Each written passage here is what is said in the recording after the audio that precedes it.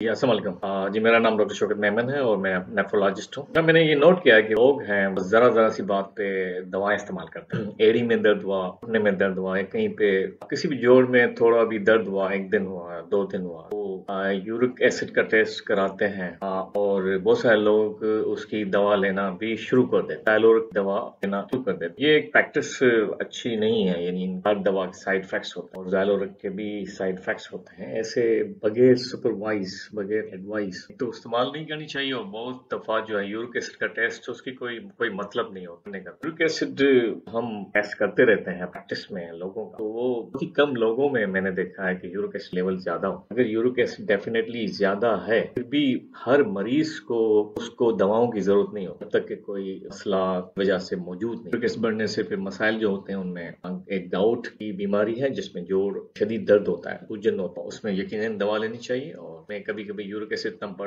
बढ़ा हुआ नहीं भी मिलता, फिर भी वो इतना डायग्नोसिस में क्लियर होता है कि यूरिक एसिड कम करने की दवा दी जाती है। ये एक डायग्नोस है जो कि इजीली फिजिशियन भी नहीं कर सकते। जो कॉमन फिजिशियन का जो जीपी है, जनरल प्रैक्टिशनर, उनके बाज दफा वो डायग्नोस सही कर भी नहीं पाते हैं कि स्पेशलिस्ट सही डायग्नोस कर पाता है। यूरिक एसिड के लेवल का बढ़ा हुआ देख के कोई जीपी जो करते हैं वो मिस्टेक करते हैं। साथ अगर अलामतें हैं यूरिक एसिड बढ़ा हुआ है, तो फिर एक तरीके से उसका इलाज है, दवा का कहते हैं। यही एक चीज है जो बात करनी है। और फिर ऐसा भी देखा है कि लोग जो है थोड़ा भी जिस्म में दर्द हुआ और एक दूसरे को ये कहते हैं कि आपका कैल्शियम कम है, तो आप ये कैल्शियम वाली दवा या कैल्सी कुछ दिन इस्तेमाल कर लें। और वो लोग इस्तेमाल करते भी हैं, वो कहते हैं कि ये मैंने इस्तेमाल की और मैं ठीक हो गया।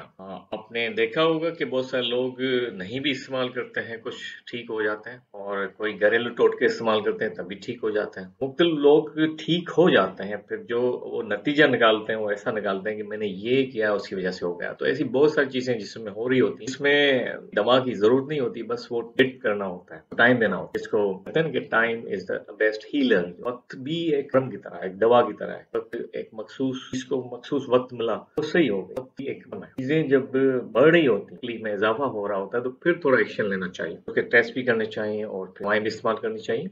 बस आज के लिए यही मैसेज था। अपना ख्याल रखिएगा। अस्सलाम वालेकुम।